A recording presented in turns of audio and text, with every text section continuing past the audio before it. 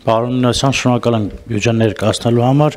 Ես կուզենայի տեղեկանալ ես եւ հանրությունը Գավառ քաղաքում կառուցվող նոր դատարանի շենքի մասով ինչ գումար է նախատեսված եւ ինչ փուլում է այս պահին գտնվում։ Գավառի դատարանի շենքը ինչքան գումար է նախատեսված եւ այս պահին ինչ փուլում է գտնվում եւ երկրորդ հարցս անցած տարի ահռելի աշխատանք կատարվեց քրեակատարական հիմնարկներում կառուցում վերակառուցում չգիտեմ արդյունքներից գոհ եք թե ինչ որ բան մնացել է շնորհակալություն Շնորհակալություն հարցի համար քրեակատարողական հիմնարկներում մոտ 1.5 միլիարդ դրամի շինարարական աշխատանքներ են իրականացրել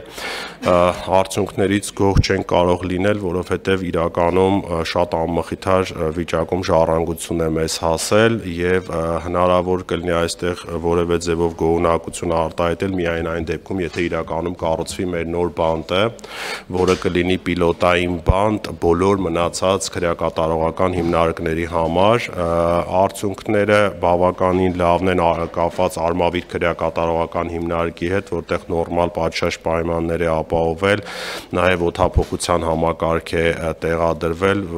որով որ կարելի ասել գոնե առնվազն ունենք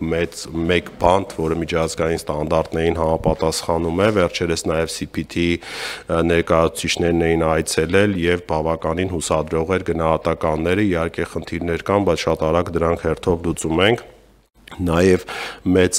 շինարարական պրոյեկտ է արդեն սկսել եւ շինարարությունը ընթանում է առնվազն կեսը ավարտվել է Աբովյան քրեակատարողական հիմնարկում, որտեղ մեր քաղաքացիները կանայք եւ արչափահասներն են կրում իրենց պատիժը, այստեղ եթե որևէ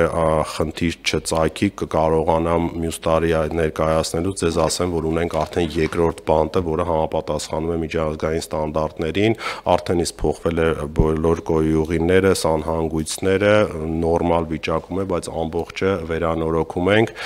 խորհրդային միությունից մնացած 6 մասնաշենք կար ու ամենտեղ տենց 20-30%-ներ հատկացված, մենք մի քանի մասնաշենք ազատել ենք եւ ամբողջ ներդրումը դրել ենք հենց 3 մասնաշենքի վրա, որ ամբողջությամբ 0-ից կկահավորվի, Գավառի դատարանի հետ կապված խնդիրներ կային, բայց բյուջեն արդեն այս դեպարտամենտը կավելացնի իրանց բլոկով ասա ավելի շատ գնում, բայց եթե չեմ սխալվում մոտ 450 միլիոն դրամ արդեն նախատեսվել է եւ ստեղ էլ եթե որևէ խնդիր չլինի կտուրի հետ էր կապված խնդիրը, շինարարի հետ էր կապված խնդիրը, բայց մյուս տարի կավարտենք, այս տարի մենք դատարանների շենքերի ապահովման մասով ամենալուրջ առաջընթացը, որ ունեցել ենք հակակոռուպցիոն դատարանների շենքային պայմանների ամբողջական ապահովում էր, այսինքն Գարեգին Նժդե փողոցի վրա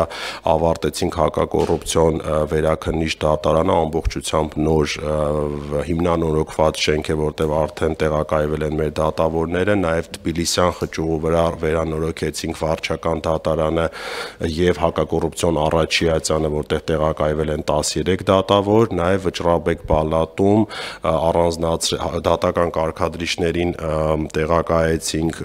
Աջափնյակ վարչական շրջանում առանձին վերանորոգված շենքում եւ հակակոռուպցիոն Վճռաբեկ պալատը կարողացանք ապահովել, իրականում շատ այսպես ասած ճգնաժամային ժամանակահատվածում կարողացանք հասցնել եւ ըստ օգտվելով առիթից շնորհակալություն հայտնեմ շինարարներին, որոնք նույնիսկ վճարումներին այսպես ասած մեր բյուրոկրատիային չսպասելով արագ գործը ավարտին են հասցրել Այս տարվա վերջ սպասում ենք լրիվ նոր հիմնանորոգված շենքի բացում իրականացնել հակակոռուպցիոն վերաքննիչի նոր շենքը, որը Արա Սարգսյան փողոցի վրա է եւ եթե դա էլ է ստացվում, դա նշանակում է Գարեգին Նժդե հասցեում գտնվող շենքը կգա մեր պրոբացիայի ծառայությանը, որ այսօր շենքային պայմաններ չունի, բայց շարունակելու ենք։ Շատ հատկապես շատ վատ վիճակում են գտնվում գտնվում մեր մարզային դատարանները, բայց նաև մեր դոնորների հետ աշխատանքի արդյունքում է, որ մյուս տարի իրականացնելու ենք հիմնանորոգումներ, բայց նաև ունենք վարչապետի կողմից հանձնարարական ամբողջությամբ նոր ստանդարտներին համապատասխան դատարանների շենքերի կառուցում, որը հիմա Համաշխարհային բանկի հետ արդեն նախագծել ենք այդ մեծ ռեֆորմը, որը մի քանի տասնյակ միլիարդ դրամի է հասնում, պատրաստ են արդեն ֆինանսավորել, ուղղակի մեր ֆինանսների նախարարության հետ են քննարկում, կարծում եմ մինչև տարվա վերջ ներդրումային կոմիտե կներկայացնենք։ Շնորհակալություն։